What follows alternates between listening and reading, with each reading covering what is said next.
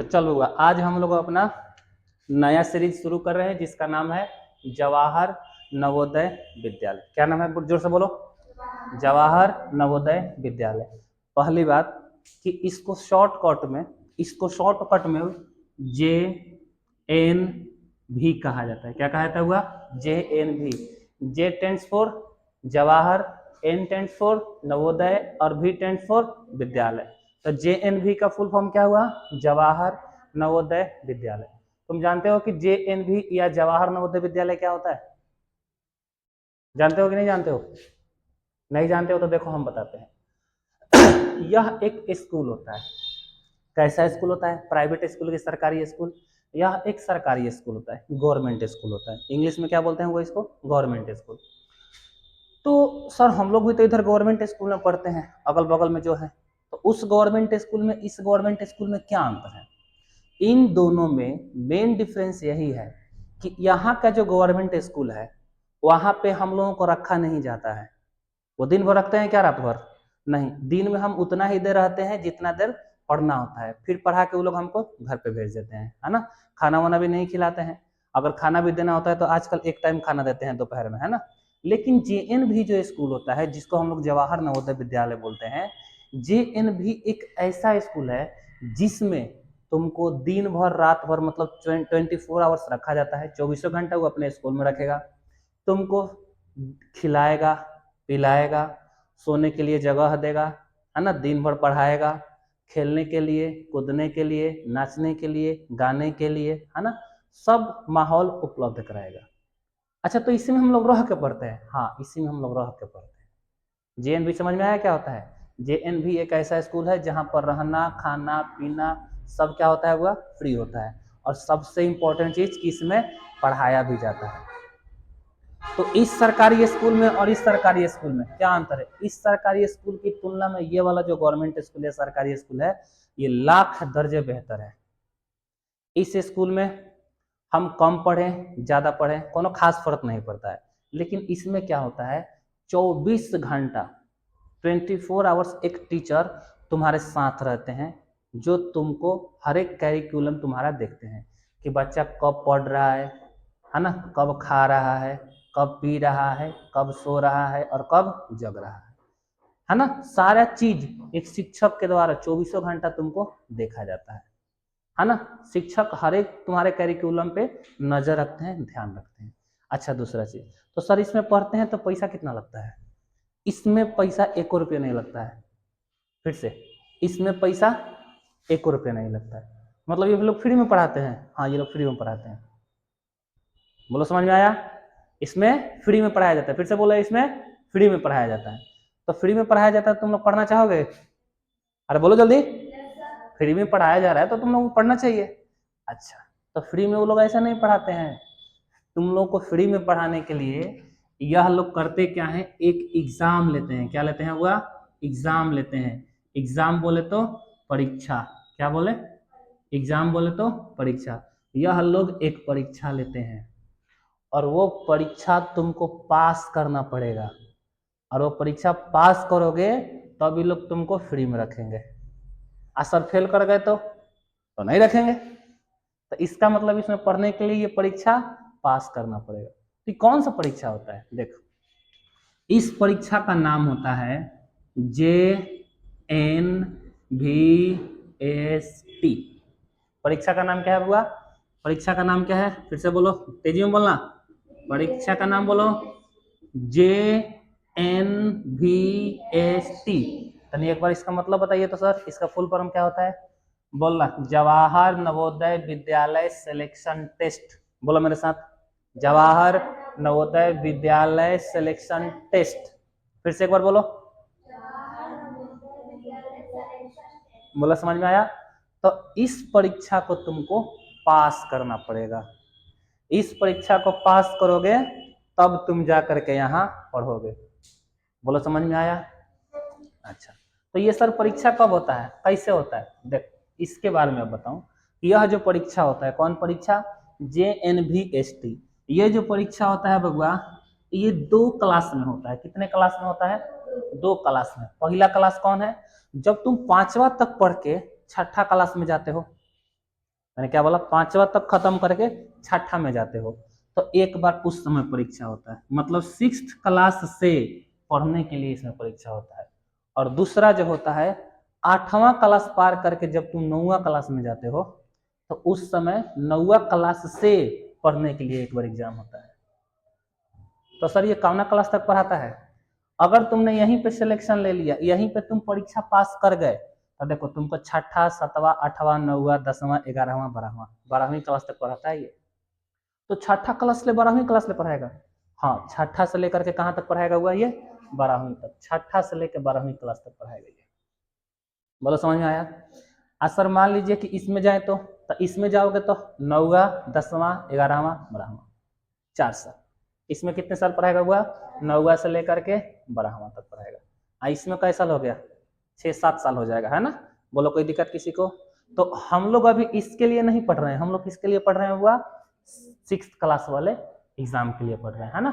6th class वाले exam के लिए पढ़ रहे हैं। बोलो कोई दिक्कत किसी को? नहीं है। चलो अब देखेंगे, अब थोड़ा सा बात करते हैं कि JNV स्कूल के बारे में, और भी थोड़ा सा बात करते हैं इसके ऊपर। देखो हुआ JNV यानी जवाहर नवोदय विद्यालय जो होता है, जवाहर नवोदय विद्यालय मैंने पहले ही बताया है, गवर्नमेंट स्कूल है, सरकारी स्कूल है ना? ये लगभग हर एक जिला में होता है, लगभग हर एक जिला में होता है। तो अगर हम बिहार की बात करें, हमारा राज्य कौन सा है? बिहार। तो बिहार में कितने जिले हैं? 38। तो क्या सर बिहार में 38 JNV स्कूल है? हाँ, JNV स्कूल 38 गो है। कहाँ है 38 गो? बिहार में। बिहार के हर एक जिला में कई गो स्कूल है? तो बिहार में कई गो जिला है? तो इसका मतलब इसमें कितने JNV स्कूल हैं? 38 को। बोलो कोई दिक्कत? अच्छा, अगर पूरे भारत की बात करें कि सर पूरे भारत में, हमारे देश में कुल कितने JNV स्कूल हैं? तो देखो हुआ पूरे भारत में, पूरे इंडिया में अभी तक लगभग 661 स्कूल है। कई गो स्कूल होता है हुआ? 661। 661 गो स्कूल है अभी तक पूरे भारत में, ठीक है? कहीं पर भी कोई दिक्कत हो तो तुम बताना। तुम लोगों को अपने डिस्ट्रिक्ट में जाना होगा, अपने डिस्ट्रिक्ट में ही दोगे ना? तो बताओ तुम्हारा डिस्ट्रिक्ट कौन सा है? सारण। तुम्हारा डिस्ट्रिक्ट कौन सा है? सारण। अगर तुम एग्जाम क्वालिफाई करते हो तो सारण के JNV स्कूल में तुमको नामांकन दे दिया जाएगा। सारण के JNV स्कूल का नामांकन दे दिया जाएगा। बोलो कोई दिक्कत? अच्छा, अब बात करते हैं कि कोई भी JNV जो होता है, जैसे मान लो सारण का ही JNV स्कूल है, JNV सारण, उसका नाम क्या होगा हुआ? JNV सारण। मतलब सारण जिला में जो JNV स्कूल है उसका नाम क्या होगा? JNV सारण। तो सर पटना में जो स्कूल होगा उसका क्या नाम होगा? JNV पटना। मुजफ्फरपुर में होगा तो JNV मुजफ्फरपुर। हर एक जिला के नाम से फेमस है। बोलो क्लियर है ना? हम लोग किसके बारे में बात करेंगे? JNV सारण। अच्छा, JNV सारण, यहाँ पे जो छठा क्लास में जो लड़के परीक्षा देते हैं ना, देख बबुआ, इसमें तो ऐसे बहुत सारे लड़के परीक्षा देते हैं, बहुत सारे लड़के परीक्षा देते हैं, लेकिन उसमें से मात्र 80 लड़कों का चयन होता है। कितने लड़के सिलेक्ट होते हैं बबुआ इसमें? 80 गो। बोलो समझ में आया? उसमें से तुमको एक सीट अपनाना है, एक सीट तुमको उसमें से अपनाना है। बोलो समझ में आया? नहीं तो सोचो तुम कम पढ़ोगे या अच्छा से नहीं पढ़ोगे तो तुमसे भी तेज तेज लड़के होंगे जो तुम्हारा सीट छीन के लेके चले जाएंगे। तो तुमको क्या करना है? अपना जो सीट है वो ले लेना है। कैसे लेंगे? जितना ज्यादा पढ़ेगा, उतना ज्यादा मेहनत करेगा, उतना ही ज्यादा बढ़िया क्वेश्चन बनाएगा परीक्षा में, उतना सीट तुम्हारा होगा। नहीं समझ में आया? तो कुल मिलाकर के JNV स्कूल में कितने बच्चों का सिलेक्शन होता है बाबा? 80 बच्चों का। उसमें से एक सीट तुम्हें अपने लिए रिजर्व कर लेना है, और ज्यादा नहीं।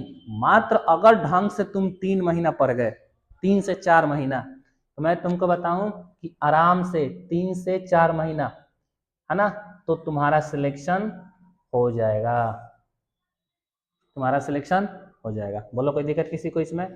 कहीं कोई दिक्कत हो तुरंत बोला, है ना? चलेंगे अब थोड़ा सा आगे बढ़ते हैं हुआ, है ना?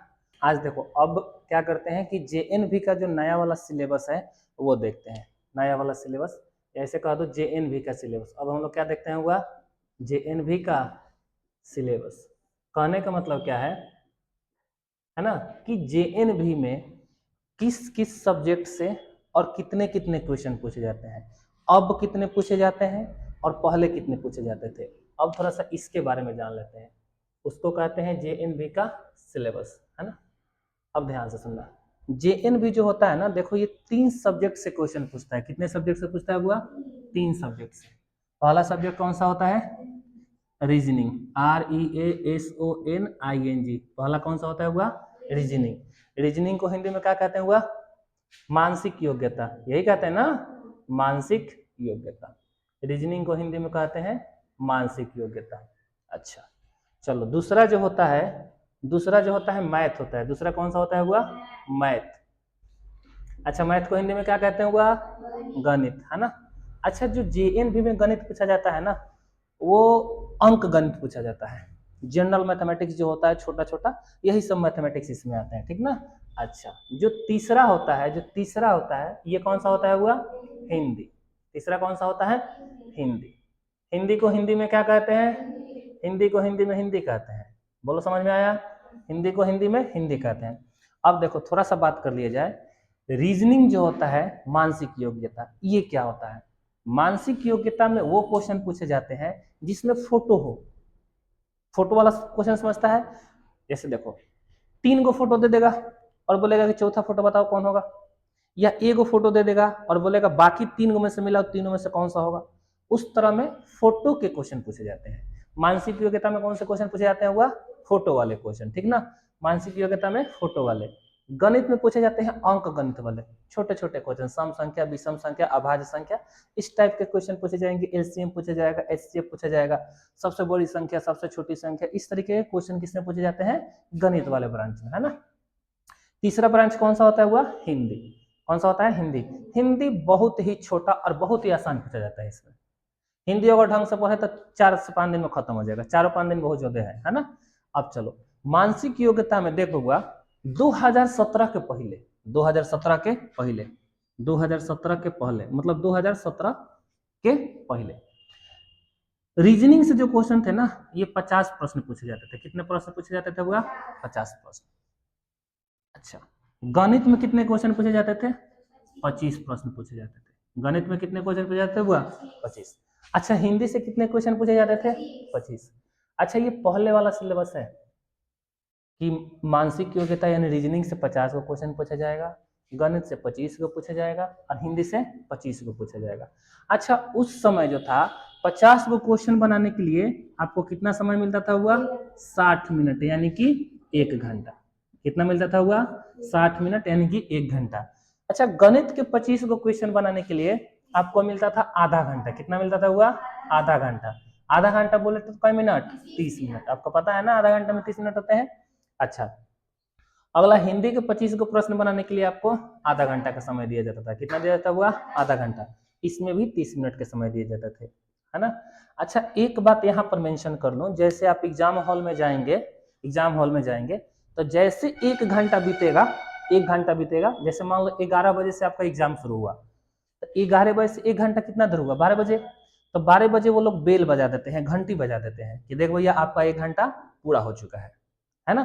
फिर क्या करेंगे, जब गणित में आएंगे तो गणित में जब आप प्रश्नों को हल करेंगे ना, तो फिर आधा घंटा के बाद में आपको बेल बजा दिया जाएगा। मतलब 12 बजे के बाद कितना बजे बेल बजेगा?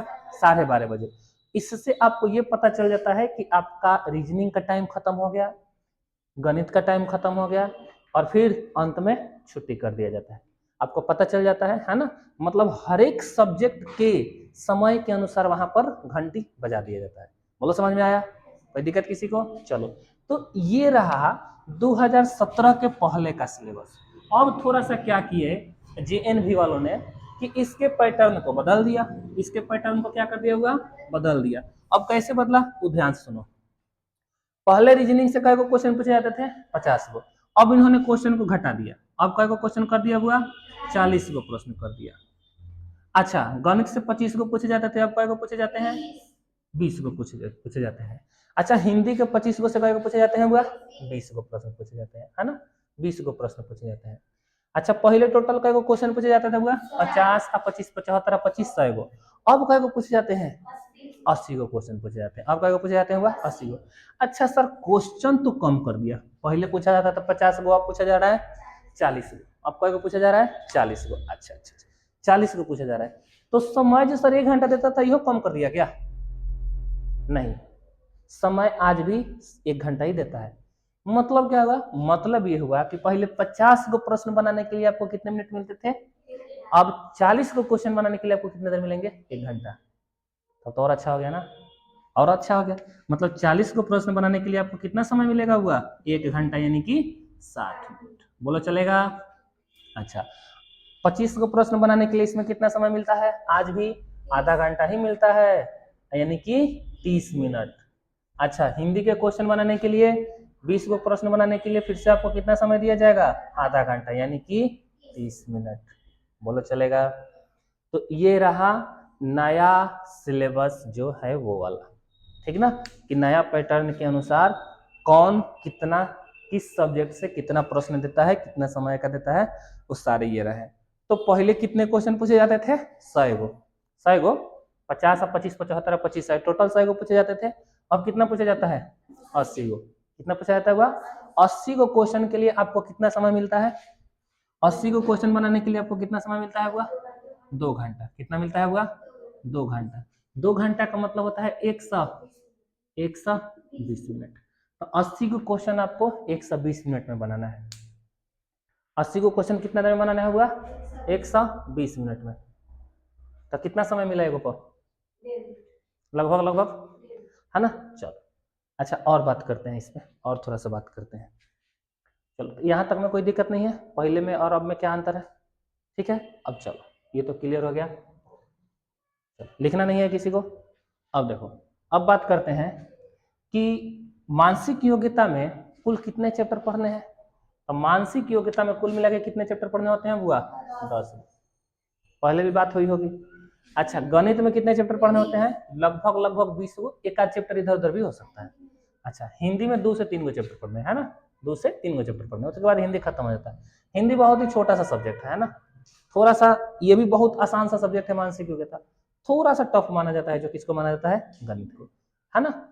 रीजनिंग तो ऐसा है कि एक दिन में 4 को 5 को चैप्टर बन सकता है, एक दिन में 4 को 5 को चैप्टर खत्म हो सकता है ना। जितना हम लोग बनाएंगे उतना ज्यादा अच्छा रहेगा। बोलो क्लियर है? अब चलो, है ना। तो सबसे पहले हम लोग कौन सा पढ़ेंगे? रीजनिंग वाले पढ़ेंगे कि मैथ वाला पढ़ेंगे कि हिंदी वाला पढ़ेंगे? पहले मैथ वाला शुरू करेंगे। कौन सा शुरू करेंगे? मैथ वाला शुरू करते हैं। मैथ वाला शुरू करके हम लोग जब मैथ को खत्म कर लेंगे उसके बाद हम लोग रीजनिंग पे आएंगे। रीजनिंग को हम लोग लैपटॉप से पढ़ लेंगे, है ना, क्या रीजनिंग को बना करके पढ़ा पाना मुश्किल है।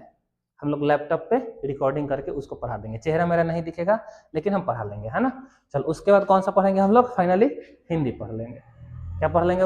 हिंदी। बोलो कोई दिक्कत किसी को? चलो कहीं पर कोई दिक्कत है तो पूछ लो। तो देखो अब मैथ का जो पहला चैप्टर है अपना, आज वो शुरू करते हैं। मैथ का पहला चैप्टर कौन सा है सर? मैथ का पहला चैप्टर है नंबर सिस्टम, उसको हिंदी में कहते हैं संख्या पद्धति। तो इसको नोट करना है तो नोट करो, हम खत्म करते हैं इसको, है ना।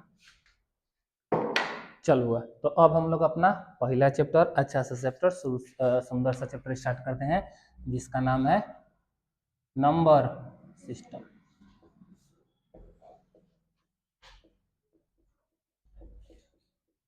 Number system. अच्छा नंबर सिस्टम को हिंदी में क्या कहते हैं? नंबर सिस्टम को हिंदी में क्या कहते हैं? संख्या पद्धति। नंबर सिस्टम को हिंदी में क्या कहते हैं? संख्या पद्धति। जल्दी से हेडिंग दे देंगे हम लोग, बात करें आगे। हेडिंग हो गया सबको? चल हुआ, अब बात करते हैं नंबर सिस्टम में। अब चूंकि ये पहिलिका चैप्टर है, पहिलिका पार्ट है, पहिलिका लेसन है, इसलिए हम लोग यहाँ पर क्या लिख दे रहे हैं? पार्ट 1। पार्ट कौन सा लिख दे रहे हैं? 1। तुम चाहो तो यहाँ पर लेसन 1 भी लिख सकते हो, कोई दिक्कत की बात नहीं है। तो हमारे चैप्टर का नाम क्या है? नंबर सिस्टम, यानी कि संख्या पद्धति। संख्या पद्धति का मतलब होता है कि संख्या के बारे में पढ़ना है। किसके बारे में पढ़ना है? संख्या के बारे में पढ़ना है। तो पहला क्वेश्चन यही है कि फिर सर ये संख्या क्या होता है? पहला क्वेश्चन क्या क्रिएट होता है कि संख्या क्या होता है। तो पहला क्वेश्चन हम लिखते हैं, पहला क्वेश्चन। अच्छा क्वेश्चन को हम क्यू से लिख रहे हैं, ठीक है। तो क्वेश्चन क्या है कि संख्या संख्या किसे कहते हैं?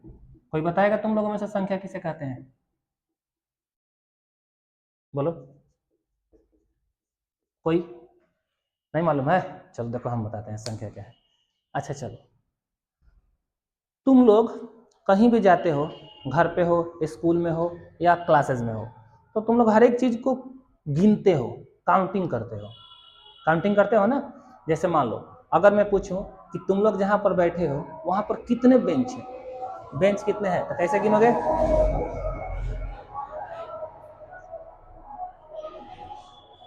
तो हम लोग बैठ के क्या गिन रहे हैं, हुआ बेंच गिन रहे हैं। तो गिनो तो बेंच कितने हैं, 1 2 3 4 5 6 7 8 9 10 11 12 13 14। तो कई गो बेंच है? 14 गो। पहले आसान से समझते हैं कि संख्या होता क्या है। मैंने क्या काउंट किया बबुआ? बेंच काउंट किया। क्या काउंट किया? बेंच। अच्छा बेंच कई गो था हुआ? 14 गो था। अच्छा चलो बेंच तो काउंट कर लिए, अब क्या काउंट करेंगे? अच्छा चलो देखो झलड़ी जो लगा है ना आगे, झलड़ी काउंट करते हैं। 1 2 3 4 5 6 7 8 9 10 11 12 13 14 15 16 17 18 कै गो लगा है वहां पर झलड़ी? 18 गो। झलड़ी कै गो लगा है हुआ? 18 गो। तो ये क्या कर रहे हैं हम लोग? काउंट कर रहे हैं, काउंट तो कर रहे हैं। अच्छा चलो ये भी हो गया। और भी कुछ काउंट करते हैं, और भी कुछ काउंट करते हैं। जैसे देखो तुम्हारे सामने, जैसे ये फर्स्ट जो बेंच है यहाँ पे, यहाँ पर कितने बुक्स और कितनी कॉपीज रखी हुई है? देखो 1 2 3 4, 4 गो, और एगो वहां पर है 5 गो, और एगो ये 6 गो। तो अगर मैं पूछूं कि कॉपीज कितने हैं, कॉपी कितने हैं बुआ, तो क्या है? 6 गो। क्या हम लोग इसी तरीके से कॉलम भी काउंट कर सकते हैं, हर एक चीज भी काउंट कर सकते हैं? जैसे देखो मैं बोलूं कि यहाँ पर कितने कलम रखे हुए हैं, तो कैसे काउंट करेंगे बताओ? 1 2 3, ये रहा 4 और ये रहा 5। तो मेरे पास कितने कलम रखे गए हैं? 5। तो मैंने क्या गिना? पेन की काउंटिंग करी तो पेन कितने थे? 5। अब देख लो इसी तरह से किसी भी चीज को काउंट किया जा सकता है, किसी भी वस्तु को काउंट किया जा सकता है। अरे बोलो जल्दी। किसी भी चीज को काउंट किया जा सकता है या गिना जा सकता है। मैंने एक चीज बोला, वस्तु। मैंने क्या बोला? वस्तु। हम लोग किसकी काउंटिंग करते हैं? वस्तु की। तो सर है जो लिखा है ये क्या है? ये सब वस्तु है। ये सब क्या है हुआ? वस्तु। तो वस्तु क्या होता है? जो चीज तुम देख रहे हो सब वस्तु है। जो चीज तुम देख पा रहे हो सब क्या है हुआ? वस्तु। अच्छा जो देख रहे हैं उसको हम काउंट कर लेंगे, काउंटिंग करने लायक होगा तो काउंट कर लेंगे, है ना? अच्छा वस्तु को काउंट कर ले रहे हैं ध्यान से। अच्छा तो किससे काउंट करते हैं? संख्या से। किससे काउंट करते हैं? अच्छा तो ये क्या है, ये क्या है? ये संख्या है। ये क्या है हुआ? संख्या है। अच्छा तो वस्तु को काउंट करते हैं किससे? संख्या से। वस्तु को काउंट करते हैं संख्या से। तो एक बात बताओ, क्या मैं संख्या को ऐसे बोल सकता हूं कि संख्या एक तरीका होता है जिसकी सहायता से वस्तु को गिना जाता है? क्या मैं बोल सकता हूं? मैंने क्या बोला? संख्या क्या होता है? वह एक तरीका है। कौन सी का तरीका? ताकि किसी भी चीज को, किसी भी वस्तु को गिना जा सके। संख्या की सहायता से किसी वस्तु को गिन सकते हैं। जैसे चलो रोड पे खड़ा हो जाते हैं और फिर काउंट करते हैं कि कितनी गाड़ियां पास हो रही हैं, तो वहां पर वस्तु कौन हो जाएगी? गाड़ी। और किसकी सहायता से गिनेंगे हम लोग? संख्या की सहायता से। एगो पास हुआ एगो गाड़ी, दो गो पास हुआ दो गो गाड़ी, तीन गो पास हुआ तीन गो गाड़ी। इस तरह से हम लोग क्या लगभग लगभग बहुत सारी गाड़ियां गिन लेंगे, है ना? चलो अब तो संख्या किसे कहते हैं? तो संख्या क्या है बउआ? एगो तरीका है। किस चीज का तरीका है? वस्तु को गिनने का तरीका है। वस्तु को गिनने का तरीका है। तो देखो संख्या किसे कहते हैं, इसका डेफिनेशन कैसे देंगे? संख्या एक तरीका होता है। संख्या क्या होता है बउआ? एक तरीका होता है जिसकी जिसकी सहायता से जिसकी सहायता से हम वस्तुओं को जिसकी सहायता से हम वस्तुओं को गिनते हैं। जिसकी सहायता से हम वस्तुओं को गिनते हैं।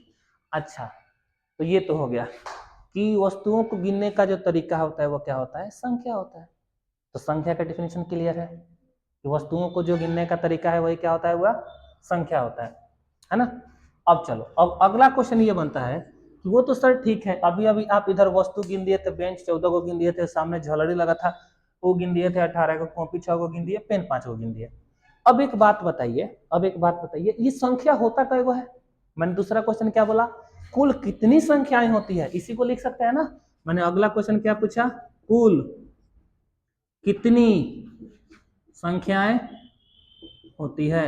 कुल कितनी संख्याएं होती है, कुल कितनी संख्याएं होती है। तो बताओ तुम कहां तक गिन सकते हो किसी वस्तु को, 1 2 3 4 5 6 7 8 ऐसे करते करते 100 तक गिन लिए, फिर 200 गिन लिए, 300 गिन लिए, 400 गिन लिए, 500 गिन लिए, 1000 2000 10,000 20,000 50,000 1 लाख 2 लाख 10 लाख 50 लाख 1 करोड़ 2 करोड़, कहां तक गिन सकते हैं, कहां तक गिन सकते हैं। जैसे मान लो मैं बोलूं कि एक पेड़ के पत्ते गिनने हैं, एक छोटा सा पेड़ है वहां पर जिसके पत्ते गिनने हैं, तो गिन सकते हैं आराम से 50-100 पत्ता होगा। अच्छा थोड़ा सा और बड़ा पेड़ लाओ, क्या उसमें ज्यादा पत्ता होगा, और देखो जो बड़ा पेड़ दिख रहा है उसके पत्ते गिनो, उसमें और भी ज्यादा पत्ता होगा। अब क्या कह रहे हैं कि यहाँ पर जितना भी पेड़ लगा हुआ है सबके पत्ते गिनो, तो मुश्किल हो जाएगा, है ना। तो गिनते गिनते गिनते गिनते थक जाएंगे, लेकिन क्या गिनती खत्म होगा, पत्ते खत्म हो जाएंगे लेकिन गिनती खत्म नहीं होगा। बोलो समझ में आया। तो इसका मतलब सर गिनती खत्म नहीं होता है, नहीं गिनती खत्म नहीं होता है ना। गिनती कितना है कोई नहीं जानता है कि आगे कितना तक गिनती है ना। तो गिनती को जब गिना नहीं जा सकता तो इसको हम लोग कहते हैं कि ये अनगिनत है। क्या है बउआ, अनगिनत है। मतलब संख्याएं कितनी होती है, अनगिनत होती है। अच्छा अनगिनत को ही हम लोग अनंत कहते हैं, अनगिनत को ही क्या कहते हैं हुआ, अनंत कहते हैं। तो कोई पूछे कि संख्याएं कितनी होती है तो तुम क्या बताओगे, अनगिनत होती है। संख्याएं कितनी होती है हुआ, अनगिनत होती है। कोई दिक्कत किसी को यहाँ तक। 2 क्वेश्चन किए, संख्या किसे कहते हैं, तो संख्या एक प्रकार का तरीका होता है जिसकी सहायता से हम किसी वस्तु को गिनते हैं। अच्छा दूसरा क्वेश्चन क्या बोला कि कुल कितनी संख्याएं एग्जिस्ट करती है इस दुनिया में, मतलब कुल कितनी संख्याएं होती है। तो कुल कितनी संख्याएं होती है, अनगिनत संख्याएं होती है। क्या सारी संख्याओं को गिन पाना पॉसिबल है क्या, नहीं। कोई बोला हम तो 1 लाख तक गिन देंगे, कोई बोला ना हम तो 5 लाख तक गिन देंगे, कोई बोला ना हम 10 लाख तक गिन देंगे, कोई बोला ना हम 40 लाख गिन देंगे, कोई बोला ना हम 50 लाख गिन देंगे, कोई बोला हम 1 करोड़ तक गिन सकते हैं। इसे कहां तक जाएगा, ये तो चलते चला जाएगा ना, खत्म होने का नाम ही नहीं लेगा। तो जब खत्म नहीं होगा तो उसको क्या बोल देते हैं प्यार से, भाई जा हम नहीं गिनेंगे, तू अनगिनत है, हम तुमको नहीं गिन सकते, बात खत्म। तो कुल कितनी संख्याएं होती है हुआ, अनगिनत संख्या, है ना। चलो अगला जो क्वेश्चन बनता है, अगला जो क्वेश्चन बनता है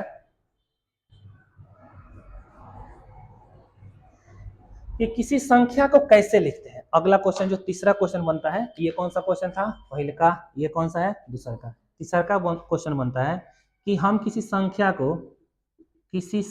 को कैसे लिखा जाता है। अच्छा है कैसे लिखते हैं, किसी संख्या को कैसे लिखते हैं। अगला क्वेश्चन क्या है हुआ, किसी संख्या को कैसे लिखते हैं। तो देख हुआ, किसी भी संख्या को लिखने के लिए 10 संकेत का उपयोग किया जाता है। कितने संकेत का उपयोग किया जाता है हुआ, 10 गो संकेत का। उसी 10 गो संकेत, उसी 10 गो नोटेशन की सहायता से सारी संख्याएं लिख दी जाती है। चलो जैसे कैसे, तो देखो मैं क्या लिख रहा हूं, किसी भी संख्या को लिखने के लिए, किसी भी संख्या को लिखने के लिए 10 संकेतों का उपयोग, अच्छा है प्रयोग किया जाता है। तो किसी भी संख्या को लिखने के लिए कई गो संकेत का यूज होता है बउआ, 10 गो। तो सर एक बार दिखाओ तो 10 है कौन कौन, देखो वो 10 कौन कौन है। एगो 0, एगो कौन है 1 2 3 4 5 6 7 8 9, आगे आगे नहीं होता है। यही 10 गो संकेत की सहायता से दुनिया की सारी संख्याएं बनी है। क्या बात कर रहे हैं सर, मतलब इतना से ही सारी संख्या बन गया, हाँ इतना से ही सारा संख्या बन गया। कैसे तनिक एक बार बताइए तो। जैसे तुम लोग अपने से एगो अंक बोलो, अपने से बोलो संख्या, कोई संख्या बोलो, कोई संख्या बोलो, एगो बड़का बोलो, थोड़ा सा बड़का बोलो। जैसे 512 लिखे, 512 जैसे लिख रहे हैं, जैसे कितना लिख रहे हैं हुआ 512। देखो तो इसमें कितने अंक लिखे हैं, 3 गो, एगो 5 1 2, अरे 5 1 2 ये लिखा है ना। देखो तो ध्यान से, इसी में ना 5 का यूज किया गया है, एगो 1 का यूज किया गया है और एगो 2 का यूज किया गया है। तो ये तीनों नंबर्स लिखे हैं, तीनों संख्या जो लिखा गया है क्या उसी में से नहीं है? तो इसी की सहायता लेके कोई संख्या लिखी जाती है। जैसे एगो और एग्जांपल लेते हैं, बोलो एगो और एग्जांपल ले लो। 317। 317, चलो देखो ध्यान से, कितने नंबर्स लिए हैं हम लोग? 3 गो। तो देखो तो एगो 3 लिए हैं, 3, एगो 1 और एगो 7, 317। 3 गो ले लिए, 3 1 7, काम खत्म। तो ये तीनों जो नंबर्स लिए हैं इसी में से नहीं है। अब जैसे एक और बड़का नंबर लेते हैं, जैसे देखो लिख रहे हैं 5640, 5640, इसमें कितने नंबर्स लिए गए हैं? 4 गो, 5640। कहीं देखो तो ध्यान से, कहीं उसी में से तो ये चारों नहीं है ना? कोई और बार का नंबर तुम बोलना चाहोगे? कोई भी जो तुम्हारे मन में है, जितना भी नंबर्स लिखोगे सारे के सारे नंबर इसी 10 में से होगा। अब देख लो ये 10 गो होगा, 1 2 3 4 5 6 7 8 9 10। तो कुल मिला के कितने संकेत होते हैं वो संख्या में? 10 गो। इसी 10 को की सहायता से हम लोग सारे टर्म लिखते हैं। बोलो कोई दिक्कत किसी को? जल्दी से नोट करेंगे, आगे पढ़ते हैं। चलो अब एगो चीज पढ़ लिए संख्या, अब दूसरा टॉपिक पढ़ते हैं। उसका नाम है सबसे बड़ी संख्या, सबसे बड़ी संख्या तथा सबसे छोटी संख्या, है ना? सबसे बड़ी संख्या तथा सबसे छोटी संख्या। अभी मैंने बताया कि दुनिया का सबसे बड़ा संख्या कौन है, पता ही नहीं है। अभी तो मैंने बताया कितने नंबर्स होते हैं, अनगिनत। वो तो संकेत होते हैं 10 गो। दुनिया में कुल कितने संख्याएं होती है? अनगिनत। तो अनगिनत होगा तो कितना बड़ा है, कोई जानता है क्या? नहीं। तो अगर तुमसे ये कोई पूछे कि दुनिया की सबसे बड़ी संख्या कौन सा है, तो बोलना कि नॉट डिफाइंड, परिभाषित नहीं है। सबसे बड़ा नंबर कौन है, कौन जानता है? अरे तो एगो से बड़का एगो से बड़का एगो से बड़का एगो चलते जा रहा है। तो कोई बोलेगा सबसे बड़का 50 करोड़ है, तो कोई बोलेगा ना 51 करोड़ है, कोई बोलेगा ना 52 करोड़ है, कोई बोलेगा ना 53 करोड़ है ना? तो क्या सबसे बड़का संख्या बता पाना पॉसिबल है? नहीं है। अच्छा, सबसे छोटा संख्या बता पाना? सबसे छोटा संख्या कोई कहे देखा कितना है, बोलो। नहीं, सबसे छोटा संख्या 0 नहीं हुआ, 0 से भी छोटा होता है। -1, -2, -50, -100, ये सब छोटा होता जा रहा है। -2, इससे भी छोटा संख्या बताओ। -3, -4, ये सब छोटा होते जा रहा है। अच्छा, -2 से छोटा -3 है कि बड़ा है? छोटा है। जब माइनस लग जाए तो दुनिया उल्टी हो जाती है, जो तुमको बड़का दिखता है वो छोटा हो जाता है। अब बताओ 3 और 4 में छोटा कौन है? -4 छोटा है। अच्छा, -50 में या -100 में छोटा कौन है? -100 छोटा है। अच्छा, खाली 50 और 100 पूछ दिए तब कौन छोटा है? 50 छोटा है। लेकिन माइनस लग जाता है तो दुनिया उल्टी हो जाती है। अच्छा, अब एक बात बताओ, अब इस पे छोटा और छोटा और छोटा और छोटा, कोई बोलेगा -50 लाख सबसे छोटा है, तो कोई बोलेगा ना -51 लाख सबसे छोटा है, कोई बोलेगा ना 1 करोड़ छोटा है, -1 करोड़ सबसे छोटा है, तो कोई बोलेगा ना 200 करोड़ छोटा है। समझ पा रहे हो? तो सबसे छोटी संख्या बता पाना पॉसिबल है क्या? और सबसे बड़ी संख्या बता पाना पॉसिबल है क्या? नहीं। तो कोई अगर तुमसे पूछे कि दुनिया की सबसे बड़ी संख्या कौन सा है, तो तुम लोग क्या बताना? वो अपरिभाषित है। क्या है हुआ?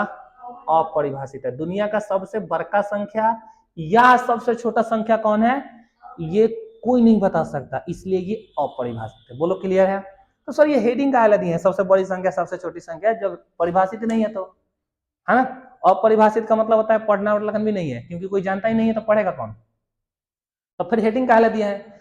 हेडिंग हम लोग इसलिए दिए हैं कि हमको दुनिया का सबसे बड़ा संख्या नहीं पढ़ना है, अंकों के हिसाब से बड़का अंक का छोटा अंक पढ़ना है। मतलब सर, मतलब देखो, मतलब मैं तुमसे पूछूं कि एक अंक की सबसे बड़ी संख्या, एक अंक की सबसे बड़ी संख्या, तो एक अंक की सबसे बड़ी संख्या कौन सी होती है? 9। कितना होता है हुआ? 9। अगर तुमने 9 से यानी 9 से एक कदम भी आगे बढ़ा तो कितना हो जाएगा? 10 हो जाएगा। कितना हो जाएगा? अब देखो तो उसमें एक संख्या हो गया कि 2 गो, तो उसमें एक अंक होना चाहिए। कई अंक होना चाहिए? एगो अंक। तो एगो अंक की सबसे बड़ी संख्या कितनी होती है हुआ? 9 होता है। बोलो समझ में आया?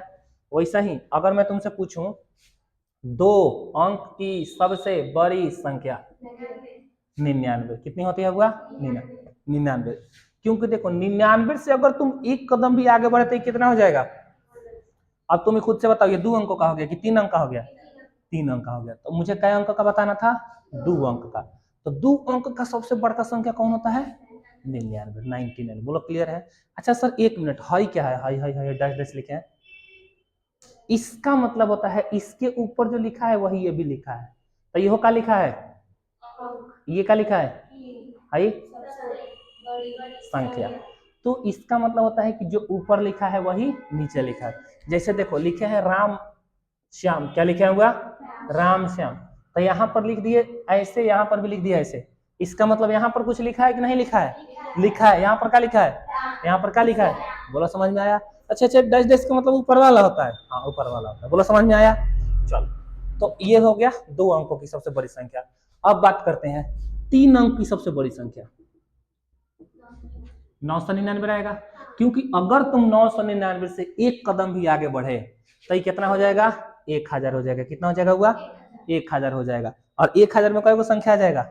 4 गो। और मैंने 4 अंकों का नहीं, कितने अंकों का पूछा था? 3 अंकों का। तो तुमने देखा यहाँ पर, क्या देखा कि एक अंक का सबसे बड़ा संख्या 9 था। 2 अंक में 2 गो 9, 3 अंक में 3 गो 9, तो 4 अंक में 5 अंक का सबसे बड़ी संख्या 5 गो 9, 6 अंक का 6 गो अंक। तो अगर मैं पूछूं 4 अंकों की सबसे बड़ी संख्या, जल्दी बोलूंगा? 4 गो 9। 5 अंकों की सबसे बड़ी संख्या 5 गो 9। बोलो समझ में आया? तो अगर बड़का अंक पूछे उतना ही 9 डाल दो। बड़का अंक पूछे उतना ही 9 डाल दो। नहीं आया? अगर मैं पूछूं 7 अंकों की सबसे बड़ी संख्या तो 7 को 9 लिख दो। नहीं समझ में आया? अगर मैं पूछूं 10 अंकों की सबसे बड़ी संख्या तो 10 बार 9 लिख दो। मैं पूछूं 6 अंकों की सबसे बड़ी संख्या तो 6 को 9 लिख दो। बोलो समझ में आया? कोई दिक्कत किसी को? तो सबसे बड़ी संख्या समझ में आया? तो दुनिया की सबसे बड़ी संख्या डिफाइंड है क्या? नहीं, लेकिन अंकों के हिसाब से बड़ा संख्या छोटा संख्या बताया जा सकता है ना। चलो, तो ये तो हो गया बड़ी संख्या। अब आते हैं छोटी संख्या, है ना। अब आते हैं छोटी संख्या। चलो, अब मैंने लिखा एक अंक की सबसे छोटी संख्या। एक अंक की सबसे छोटी संख्या, जल्दी बोलो हुआ ना। देख बउआ, 0 एक नंबर है, एक संख्या है, लेकिन इसका कोई मोल नहीं है सिंगल में। इसी वजह से इसको सबसे छोटा अंक काउंट नहीं किया गया है ना। जैसे मान लो मैं तुमसे बोलूं कि तुम्हारे पास 10 रुपया है, रुपया है, और उसमें से 0 रुपया मेरे को दे दो। तुम्हारे अंक में, तुम्हारे पास पैसों में कोई कमी, कोई बदलाव? इसी वजह से हम लोग सिंगल में 0 की काउंट नहीं करते हैं। तो एक अंक की सबसे छोटी संख्या किसको लिया जाता है? 1 को। कितना को लिया जाता है हुआ? 1 को। सबसे छोटी संख्या एक अंक की कौन है? 1। अगर मैं बोलूं फिर सर 2 अंक की सबसे छोटी संख्या है 10, कितना हो जाएगा? 10। क्योंकि देखो अगर तुम इससे एको को छोटा किया तो 9 हो जाएगा, 9 हो जाएगा ना। और 9 में एक नंबर होते हैं कि 2 गो? 1 गो। तो फिर मैंने एक अंक का थोड़ी पूछा था, मैंने कितने का पूछा है? बोलो क्लियर है? चलो, 3 अंक की सबसे छोटी संख्या कितना हो जाएगा? 100। अगर तुम इससे एक भी नीचे किए तो 99 यानी 99 रह जाएगा, जिसमें कि 2 अंक होते हैं। चलो, 4 अंकों की सबसे छोटी संख्या है 1000, है ना, यानी 1000। अच्छा, 5 अंकों की सबसे छोटी संख्या 5000, 10,000, 10,000। 10,000 से तुम एक भी नीचे करोगे तो वो आ जाएगा 9,999, जो कि 4 अंक का हो गया। मैंने 5 अंक का पूछा था। अंक गिनो, 1 2 3 4, 4 गो है इसमें। इसमें कई हो गया? 1 2 3 4 5। तो क्या इससे छोटा हो सकता है 5 अंक में? नहीं। तो देखो, एक अंक का पूछा जाए तो 1, 2 अंक का पूछा जाए तो 1 है 0, 3 अंक का पूछा जाए तो 1 और 2 0, 4 अंक का पूछा जाए तो 1 और 3 0। तुमने देखा यहाँ पर कुछ? क्या देखा? जय अंक का पूछा जा रहा है, उससे एक कम 0 है। शुरू में क्या लगाना है? 1। जैसे मान लो अब मैं 6 अंक का पूछूं, कितने अंक का पूछूं? 6 अंक का। तो 6 अंक का पूछूं तो पहले तो एगो 1 लगाना पड़ेगा। 6 अंक है तो कई गो 0? 5 गो। 1 2 3 4 5। बोलो समझ में आया? तो अगर मैं पूछ दूं 8 अंकों की सबसे छोटी संख्या, 8 अंकों की सबसे छोटी संख्या, तो पहले 1 दे दो और 7 को 0, 1 2 3 4 5 6 7, नहीं आया। क्या हम लोग सबसे बड़ी संख्या सबसे छोटी संख्या पढ़ पा रहे हैं? चलो अब देखो, इसी पे हम तुम्हारे सामने एक दो क्वेश्चन लिखते हैं और तुमको बताना है। लिखे? चलो क्वेश्चन है, 6 अंकों की सबसे 6 अंकों की सबसे 6 अंकों की सबसे छोटी संख्या, 6 अंकों की सबसे छोटी संख्या तथा 4 अंकों की सबसे बड़ी संख्या, 4 अंकों की सबसे बड़ी संख्या का अंतर क्या होगा? का अंतर क्या होगा? ऑप्शन में दे रखा है, पहले दे रखा है 91000, बी नंबर ऑप्शन में दे रखा है 90100, सी नंबर में दे रखा है 90010, ऑप्शन नंबर डी में दे रखा है, ऑप्शन नंबर डी में दे रखा है 90001। ध्यान से होगा। और मैं तुमको बताऊं कि ये जेएनवी के एग्जाम में 2011 में पूछा गया क्वेश्चन है, सॉरी 11 में नहीं 16 में पूछा गया क्वेश्चन है। कब का क्वेश्चन है हुआ? 2016 का पूछा गया क्वेश्चन है। देखते हैं कि बनता है कि नहीं बनता है। अगर हम लोग पढ़ रहे हैं तो बनना चाहिए ना। तो देखो ऐसा ही क्वेश्चन देगा, ऊपर क्वेश्चन लिख देगा और नीचे कई गो ऑप्शन दे देगा, 4 गो में सब एक ही गो सही है, चारों सही नहीं है। कई गो सही है? एक गो सही है ना। अब खोजना है कि कौन सही है। तो सबसे पहले 6 अंक की सबसे छोटी संख्या, तो चल बताओ 6 अंक की सबसे छोटी संख्या कौन कौन है? सबसे छोटी पूछा है तो एक का कई गो 0? 5 गो 0। बोलो समझ में आया?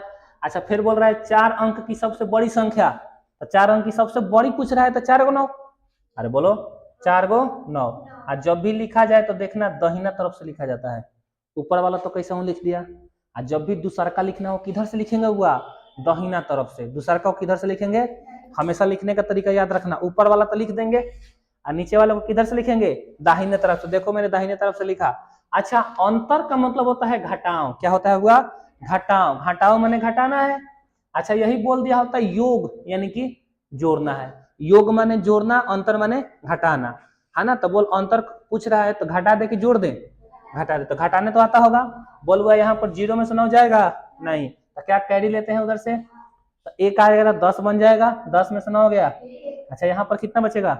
9 में से 0 गया, फिर यहाँ पर 9 में से 0 गया, घटाओ तो आता है ना, 9 में से 9 गया 0, और फिर यहाँ पर कितना बच गया? 9, तो कितना बच जाएगा खाली? 9। तो 90001, 90001। देखो तो यही वाला है ना, 90001। बोलो कोई दिक्कत? क्या हम लोग बना सकते हैं? देखो कितना आसान क्वेश्चन पूछा है। तो मैंने जो यहाँ पर थ्योरी पढ़ाया है, क्या उस पर बेस्ट क्वेश्चन बन रहा है? पक्का बन रहा है। चलो आगे आगे अगला क्वेश्चन, इसी पे और क्वेश्चन देखो, ये बन गया।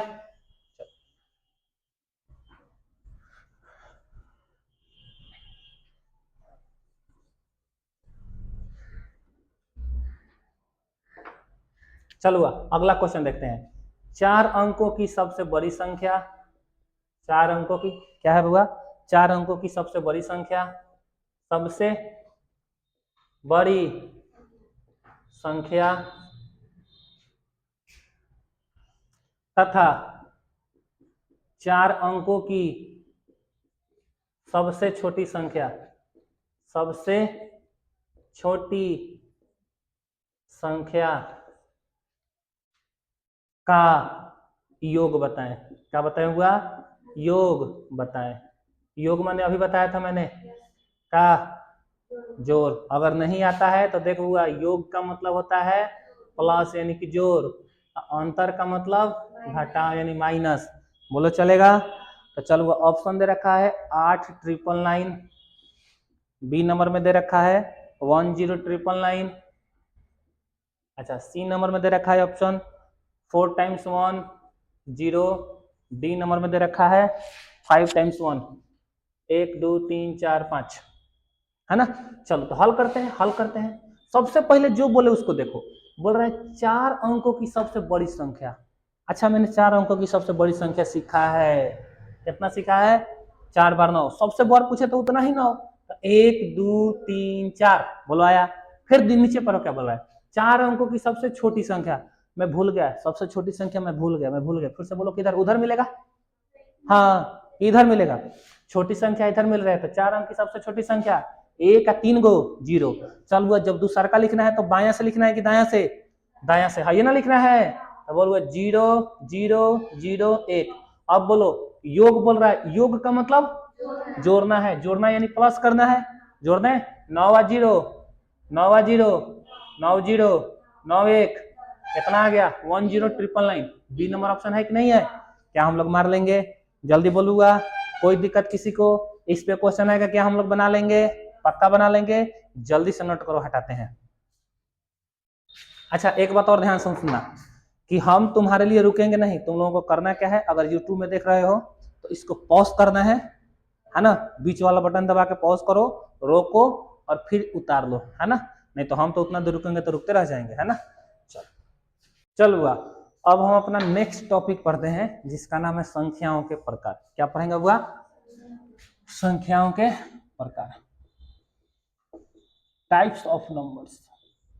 संख्याओं के प्रकार, है ना?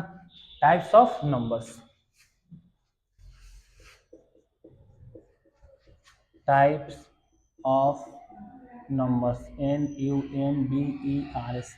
चलो, यहाँ पर एक बात याद आया कि नंबर्स को शॉर्टकट में बहुत लोग NO लिख देते हैं। क्या लिख देते हैं हुआ? NO। जैसे देखना, कोई पूछेगा मोबाइल नंबर, तो लोग देखो मोबाइल को पूरा नहीं लिखते हैं, लोग MOB लिख देते हैं। मोबाइल हो गया।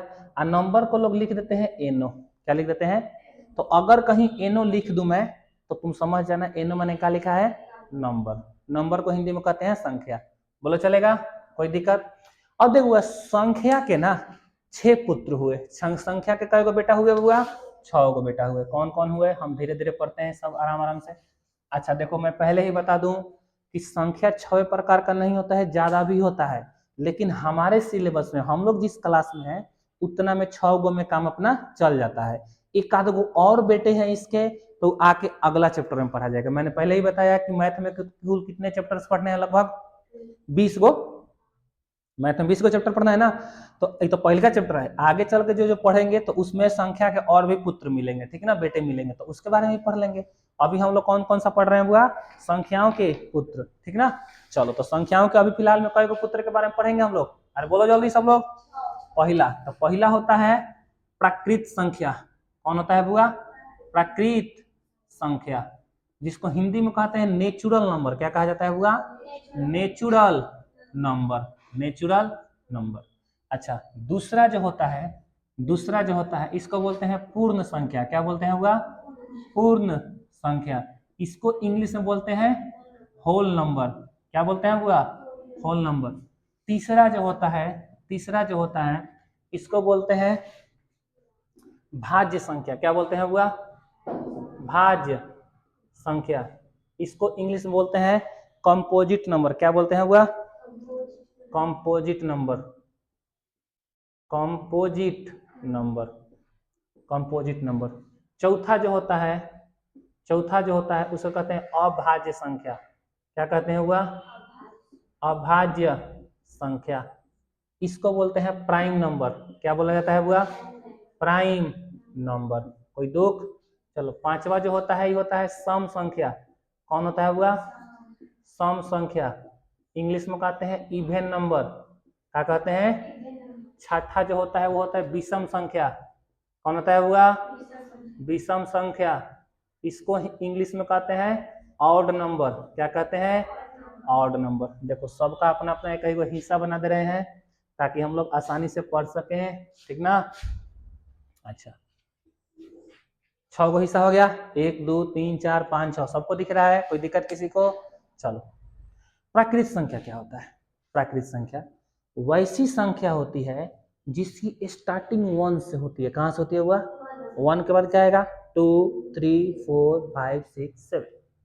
तो वैसी संख्या जो कहां से शुरू हो? 1 से शुरू हो। तो इसका परिभाषा लिखे।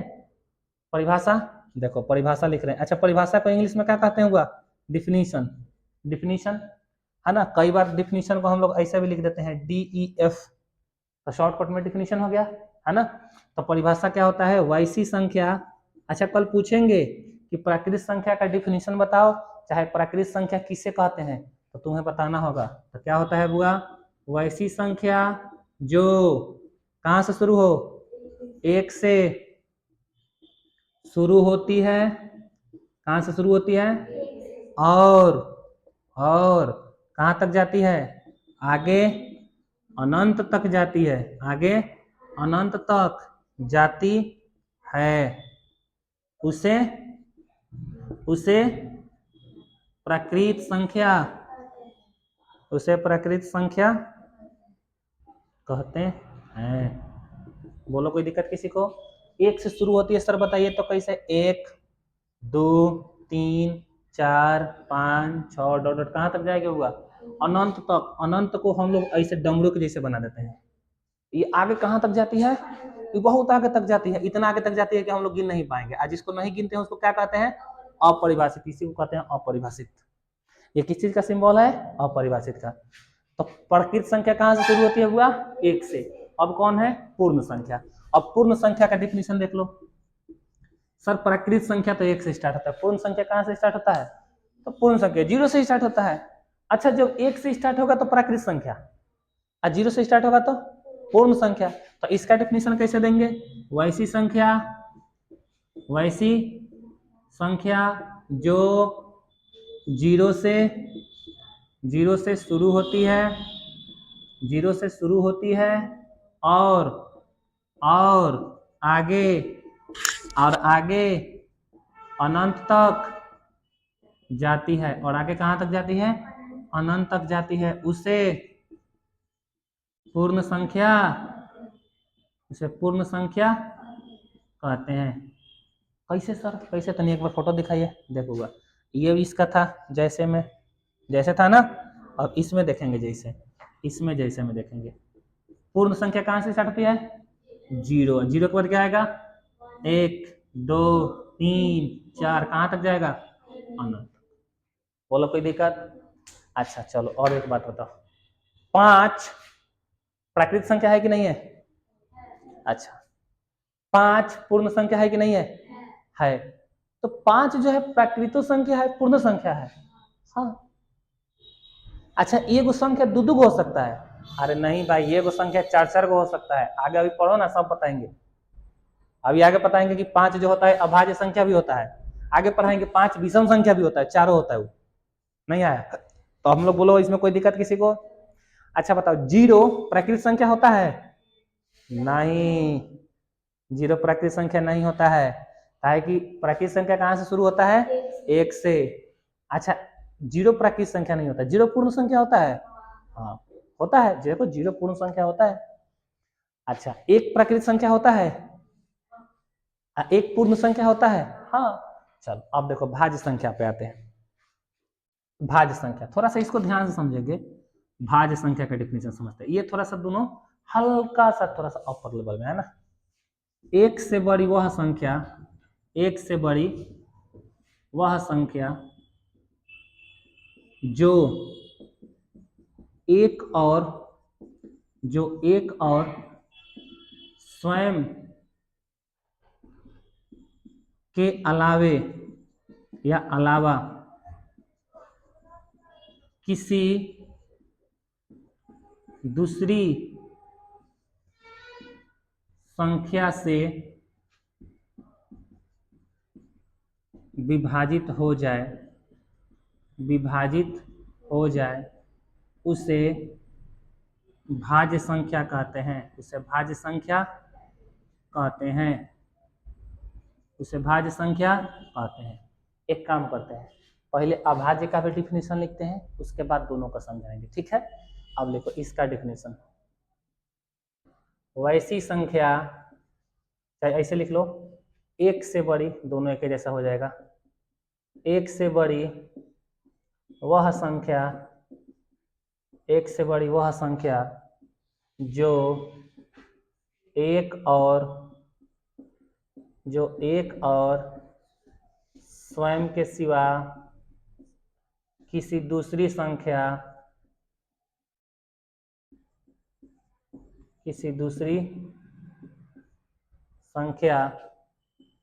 से विभाजित ना हो उसे अभाज्य संख्या कहते हैं। अब दोनों को साथ में समझेंगे। मैंने बोला है एक या स्वयं माने होता है खुद। जैसे मैं बोलूं कि जैसे मैंने एग्जांपल लिया 7 का, कितना का एग्जांपल लिया, तो 7 में 1 और 7 को छोड़ के क्या बोला है, एक और स्वयं, मतलब 1 और स्वयं माने खुद 7, 1 और 7 को छोड़ के क्या किसी दूसरे संख्या से भाग लग सकता है? या ऐसे समझो कि क्या 7 1 और 7 के पहाड़े को छोड़ के किसी दूसरे संख्या के पहाड़े में है? नहीं है, तो वो होता है अभाज्य संख्या। मतलब जो किसी के पहाड़े में नहीं होता है वो अभाज्य संख्या। आसान भाषा में, जो किसी के पहाड़े में नहीं होता है वो अभाज्य संख्या। जैसे 2 बताओ किसी के पहाड़े में है? अभी मत कह देना सर 1 और 2 के पहाड़ा में है। मैंने बोला 1 और खुद को छोड़ के 1 के पहाड़ा में तो सब आ जाएगा, तो 1 का पहाड़ा नहीं देखना है और उसका पहाड़ा नहीं देखना है। 1 का पहाड़ा नहीं देखना है और जिसकी बात हो उसका पहाड़ा नहीं देखना है। जैसे मान लो मैं बोलूं 3, तो 1 के पहाड़ा और 3 के पहाड़ा को छोड़ के क्या किसी और पहाड़े में है ये? नहीं। मैं बोलूं 4, 1 का पहाड़ा और 4 का पहाड़ा को छोड़ के और किसी के पहाड़े में है ये? किसके पहाड़े में है? 2 के। इसका मतलब कि ये अभाज्य संख्या नहीं है। अच्छा, 4 के बाद 5 अभाज्य संख्या है, क्योंकि 1 और 5 को छोड़ के वो किसी के पहाड़े में नहीं है। 6 अभाज्य संख्या है? नहीं है अभाज्य संख्या। मतलब किसी के पहाड़े में होगा तो वो अभाज्य नहीं होगा। अभाज्य होने के लिए किसी के पहाड़े में नहीं होना चाहिए। ऐसे बोलो 7 अभाज्य संख्या है, 7 के बाद 9 अभाज्य संख्या है, पहाड़ा में है, 3 के पहाड़े में है, 3 के 9, 3 3 9 होता है ना। चलो 9 के बाद 10 पहाड़ा में है, 5 के पहाड़ा में है, 2 के पहाड़ा में है, तो अभाज्य होगा? नहीं होगा। मतलब जो पहाड़ा में नहीं होना चाहिए वो है अभाज्य। ठीक है। 7 के बाद 11 12 13 14 15 है, 15 के बाद 17, 17 के बाद 19 के बाद 21 नहीं है? 21 का नहीं है? अच्छा 7 के पहाड़े में है, वेरी गुड, 3 में भी है। 19 के बाद 21 के बाद 23, 23 के बाद 25, 25 नहीं होगा, 5 के पहाड़े में 25 26 27, 27 है नहीं, 28 29, 29 है, 29 किसी के पहाड़े में नहीं है। फिर 31 33 है, 35 है, 37 नहीं है, 39 है, 39 39 के बाद 41 43 47 49 है, 7 के पहाड़ा में 7 49, फिर 49 के बाद 51, 17 51 है, 49 के बाद 53 है नहीं है ना। तो इस तरीके से क्या हम लोग लिखते जाएंगे। तो मतलब जो किसी के पहाड़े में नहीं होता है वो अभाज्य संख्या। नहीं आया? अच्छा चलो, तो सर किसी के पहाड़े में होगा तो अभाज्य हो जाएगा। जैसे 2 नहीं होगा, 2 किसी के पहाड़े में नहीं आता है। 3 नहीं होगा, 4 हो जाएगा, 2 के पहाड़े में है। 4 के बाद 6 8 9 10 12 14 है, 13 अभाज्य है। 14 के बाद 15 16 18 20 21 22 24 25 26 27 28 30 29 नहीं है, के बाद 32। देखो ये सब जितने भी है ना बाबा, ये किसी न किसी के पहाड़ा में लिखा गया है। तो सर किसी के पहाड़े में हो तो अभाज्य होता है, हाँ, और जो किसी के पहाड़े में नहीं हो अभाज्य होता है। बोलो क्लियर है? पक्का क्लियर है? चलो अब एक छोटा सा क्वेश्चन बनता है कि सर सबसे छोटी भाज्य संख्या कौन सी है? सबसे छोटा 4। क्या इससे छोटा कौन भाज्य संख्या है? नहीं है। तो क्वेश्चन बनता है यहाँ पर सबसे छोटी भाज्य संख्या, सबसे छोटी भाज्य संख्या कौन है बउआ? 4। क्या हम लोग याद रखेंगे? अच्छा, अब इधर आते हैं, सबसे छोटा अभाज्य संख्या, सबसे छोटी अभाज्य संख्या कितनी होगी? 2। सबसे छोटी अभाज्य संख्या 2। बबुआ कल सारी बातें याद होनी चाहिए। सबसे छोटी भाज्य संख्या 2। बोलो क्लियर है? तो अगर मैं पूछूं सबसे बड़ी भाज्य संख्या में से सबसे छोटी भाज्य संख्या में से सबसे छोटी अभाज्य संख्या को घटाओ तो कितना आएगा? सबसे छोटी भाज्य संख्या 4 है, सबसे छोटी अभाज्य संख्या 2 है, तो घटाओगे तो कितना आएगा? मैं बोलूं सबसे छोटी भाज्य और सबसे छोटी अभाज्य का गुना करो, तो उधर 4 है, इधर 2, 8। नहीं आया? कोई दिक्कत किसी को? चलो अब आते हैं सम संख्या पे। किस पे आते हैं हुआ? सम संख्या पे। सम संख्या की डिफिनेशन लिखे है ना? चलो वैसी संख्या, डिफिनेशन लिख देते हैं। वैसी संख्या जिसमें कैसे भाग लग जाए? 2 से भाग लग जाए उसे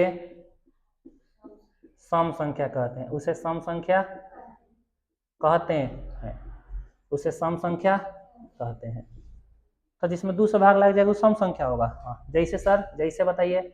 जैसे 2, 4, 6, 8, 10, 12, 14, 16, 12, 14, 16, 18, 20 और लिख देगी, हो जाएगा। इस सब में 2 से भाग लग जाएगा। भाग लगा के दिखा दें, लग जाएगा। अच्छा, अब लिखेंगे विषम संख्या। तो क्या लिखेंगे? वैसी संख्या जिसमें 2 से भाग नहीं लगे। वैसी संख्या जिसमें 2 से भाग ना लगे उसे विषम संख्या कहते हैं। उसे विषम संख्या कहते हैं। इसे विषम संख्या कहते हैं। जैसे में सर, जैसे के बाद 1 के बाद 3, 5, 7, 9, 11, 13, 15 डॉट आगे तक जाएगा, है ना? चलो, तो ये रहा सम संख्या और विषम संख्या, भाज्य और अभाज्य, प्राकृत और पूर्ण। लेकिन सर सम और विषम के बारे में हम लोग थोड़ा सा और जानेंगे। जैसे मान लीजिए ये तो छोटी चुकी हो गया कि जैसे भाग लग जाएगा तो सम, भाग ना लगे तो विषम। तो ऐसा कुछ नहीं है कि जिसको देखिए के बता सकते हैं हम लोग, देख के बता दें कि सम है कि विषम है ना? बिल्कुल देख के बता सकते हैं। तब तक तुम लोग एक काम करो, इधर से नोट करो, हम उधर मिटा रहे हैं। चलो ध्यान से देखो। तो अब थोड़ा सा हम लोग सम और विषम के बारे में और जानेंगे कि सर एक बात बताइए, हम लोग बड़का बड़का नंबर दे दिए तो हम तो देख के कैसे बता सकते हैं कि सम है कि विषम है? देख बउआ, जिसके अंत में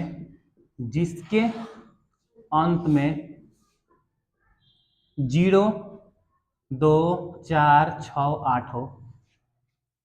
8 हो, वो कौन संख्या होता है? सम संख्या होता है। और जिसके अंत में 1, 3, 5, 7, 9 हो, वो कौन संख्या होता है?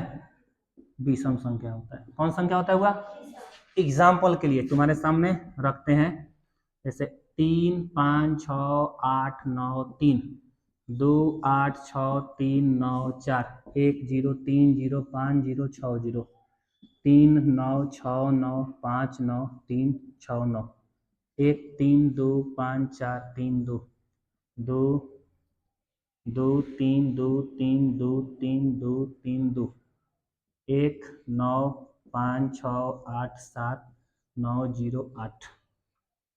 अब तुमको बताना है कौन सम है कौन विषम है। देखो बुआ, सबसे अंत वाला देखना है। तो अंत वाला हाई है कि हाई? इधर वाला है। हमेशा दाहिना तरफ से गिनो। अच्छा, इसको ऐसे भी कुछ लोग बोलते हैं कि जिसके इकाई स्थान पर, इकाई दहाई आता है ना, इकाई दहाई कैसे गिनते हैं? इकाई दहाई, सैकड़ा, हजार, 10,000, लाख, 10 लाख, करोड़, 10 करोड़, आगे हम लोग पढ़ेंगे, इसमें चिंता मत करो। तो हमें सबसे लास्ट वाला देखना है, सबसे लास्ट वाला। सबसे लास्ट वाला देखो कि सबसे लास्ट वाले में क्या आया है 3, क्या इसमें 3 में 2 से भाग लगता है? नहीं लगता है, तो इसका मतलब ये क्या है विषम। तो सर सबसे लास्ट वाला देख के बता सकते हैं हम लोग सम विषम। हाँ ये बताओ 4 में भाग लगता है, तो इसका मतलब ये क्या है सम। अच्छा 0 में, हाँ तो ये क्या है सम। अच्छा 9 में नहीं लगता तो क्या है विषम। ये क्या है सम, देखो लास्ट में 2 है तो ये भी क्या है सम है, और नीचे वाला भी क्या है बुआ। तो क्या हम लोग देख के नहीं बता सकते हैं? लास्ट वाला खाली अंक देखो, लास्ट वाला, और देख के फट से बता दो कि कौन सम है कौन विषम है। नहीं समझ में आया? बोलो कोई दिक्कत? कतनो बार का हतना बार का नंबर दे दे, एक ढाका का, हम लोग खाली एक को देख पे करना है। लास्ट वाला देखेंगे टन से बताएंगे, है ना। 45,56,53,729। जल्दी बताओ सम की विषम। विषम 29 है, लास्ट में क्या आएगा 9, तो 9 विषम है कि सम? हो गया खत्म, अतना बार का नंबर बोले थे। बोला समझ में आया? कोई दिक्कत किसी को? चलो तो एक काम करते हैं कि अब हम लोग सम विषम पे भी आ गए। अब एक दो क्वेश्चन जो कि पिछला साल पूछा जा चुका है जेएनवी में, उसको बना के देखते हैं किस पे बन रहा है कि नहीं बन रहा है ना। तो एक काम करो, तुम लोग पॉज करके इसको नोट करो। चलो हुआ, अब कुछ क्वेश्चन देखते हैं हम लोग जो जेएनवी में पहले पूछा जा चुका है। क्वेश्चन है निम्नलिखित में कौन अभाज्य है? निम्नलिखित में कौन अभाज्य संख्या है?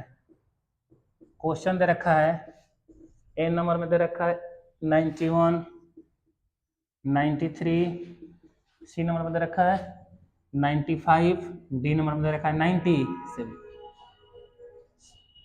बताओ कौन अभाज्य? अभाज्य का मतलब जो किसी के पहाड़े में नहीं। 91 किसी के पहाड़े में है, 63, 91, तो ये तो नहीं हो सकता। 93, 3 से भाग दो लग जाएगा, 3 से भाग दे के देखो लग जाएगा। अच्छा एक चीज सिखाऊं, अंकों को जोड़ के देख लेना, अंकों को जोड़ के देख लेना। जैसे लिखा है 9 और 1, 9 और 3, जोड़ के देख लेना। 9 और 3 का होता है 9, 3, 12 होता है ना, तो जोड़ने पर देखो 12। अच्छा 12 में 3 से भाग लगता है, इसका मतलब ये पक्का 3 से कटेगा। अच्छा बताओ 1 2 कटेगा, 1 2 3, 3 2 5 1 6, 6 में भाग लगता है 3 से। 4 अब नहीं कटेगा, 1 2 3 3 6 4 10, 10 में 3 से भाग नहीं लगता है। अच्छा अब बोलो हम कर दिए 5, पक्का 5 4 9 3 12, 12 2 14 1 15, 3 से भाग लग जाएगा।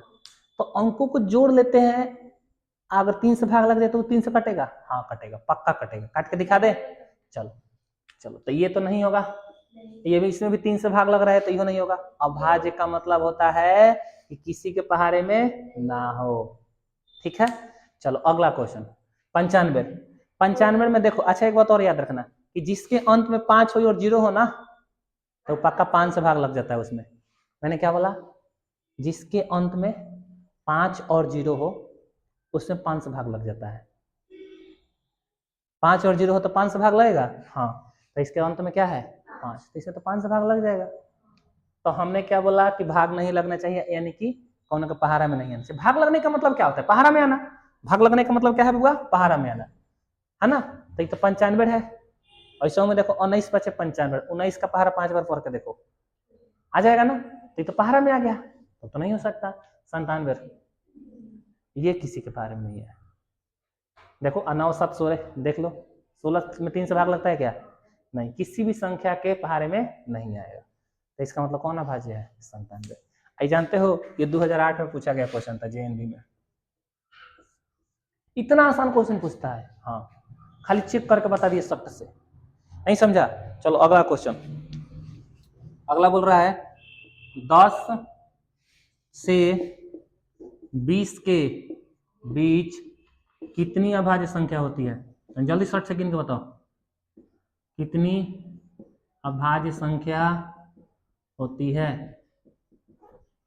ऑप्शन है 2 3 4 5। तो 10 से 20 के बीच में गिनना है।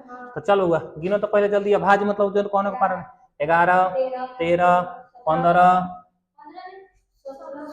हम यही चेक कर रहे थे कि याद है कि नहीं है। तो 15 नहीं है। हम लिख के इधर देख रहे हैं ये कौन बोले। चल वेरी गुड, याद है। 13 के बाद 17 के बाद 19 के बाद, अच्छा 19 पर नहीं जाना है, वेरी गुड। कय गो हो गया, जल्दी शॉर्ट से बोल, नहीं आया। अच्छा देखो इहो पूछा गया क्वेश्चन है कभी का। अगला क्वेश्चन है, दो लगातार विषम संख्याओं का अंतर कितना होता है। दो लगातार विषम है बबुआ संख्याओं का अंतर कितना होगा, कितना होगा। ऑप्शन दिया है ए नंबर में 1, बी नंबर में 2, सी नंबर में 3 और डी नंबर में 4। पहले तो ध्यान से समझो, दो गो विषम संख्या लेना है। कय गो लेना है, अब लगातार लेना है, कोई भी ले लो, दो कौन लगातार ले लो, 11 और 13 ले ले, 11 और 13। अच्छा दो गो विषम संख्या ले लिए। अब बोल रहा है हाई हाई हाई हाई क्या लिखा है, अंतर। अंतर माने भूल गया मैं, अंतर माने घटाओ। अच्छा योग बोला होता तो जोड़, तो अंतर पूछा है, अंतर माने घटाओ। तो घटा के देख लो, 13 में से 11 जाएगा 2, तो कौन नंबर ऑप्शन नहीं आया। अच्छा इतना भी आसान पूछता था, इतना आसान पूछता है।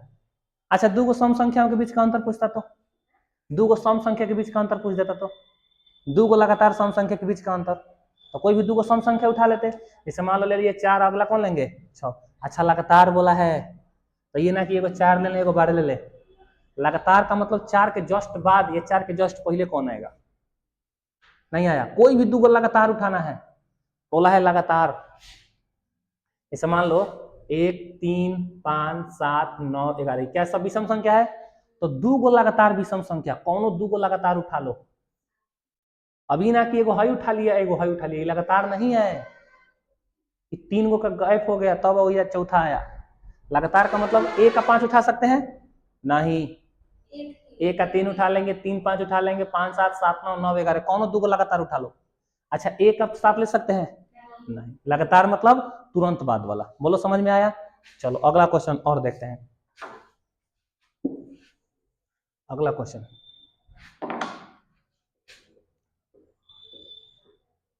प्रथम दो अभाज्य संख्याओं का योग बताएं। प्रथम दो अभाज्य संख्याओं का योग बताएं। ऑप्शन दे रखा है 3, बी नंबर में दे रखा है 5, सी नंबर में दे रखा है 6 और डी नंबर में बी लिखा है बुआ, और डी नंबर में लिखा है 8। पहले तो ये बताओ कि प्रथम दो अभाज्य संख्या कौन है। प्रथम माने शुरू वाला दो अभाज्य संख्या। मैंने अभी लिखा था सबसे पहला अभाज्य संख्या चाहे सबसे छोटी अभाज्य संख्या कितना होता है 2, तो 2 के बाद अगला अभाज्य संख्या कौन होगा 4 कि 3। अभाज्य संख्या लिखो तो 2 3 5 7 11 13 ऐसा ही ना लिखे थे। तो पहले का 2 का अभाज्य संख्या कौन है 2 और 3, दोनों का क्या पूछ रहा है योग, योग माने जोड़। तो 2 और 3 को जोड़ेंगे तो कितना आएगा, बोलो कौन नंबर ऑप्शन नहीं आया। बोलो कोई दिक्कत, बहुत ज्यादा भारी लग रहा है, नहीं। तो एक काम करो इसको नोट करो और आज की सभा यहीं पे समाप्त कर लिया जाए, है ना। अगली सभा कहिए देखा जाएगा, कल।